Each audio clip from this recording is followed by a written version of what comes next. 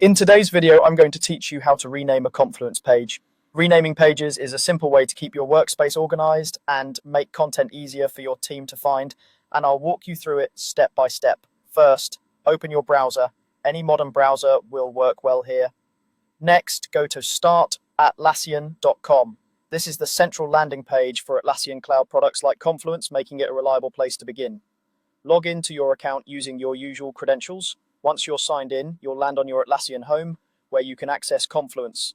If you work across multiple sites or products, make sure you're in the correct place where your page lives. On the left panel, select the space that contains your page. Spaces are like folders or sections that group related pages, so pick the one where your page currently resides. After selecting the space, you'll see the page tree, which lists the pages inside that space. Move your mouse over the page you want to rename. When you hover over your page in the left panel, additional options appear so you can manage it without opening the page first. Look for the three dots that show up beside the page name. This is the More Actions menu. Click the three dots beside it.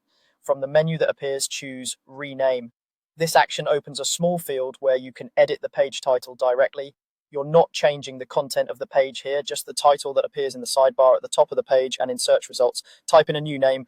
Aim for a clear descriptive title that helps teammates understand what the page contains. For example, instead of something generic, use a title that includes the project name, date, or purpose. Confluence uses titles heavily in search and navigation, so a good title goes a long way.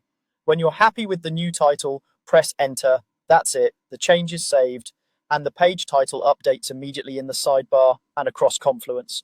Existing links to the page will typically continue to work, so you won't need to manually update them.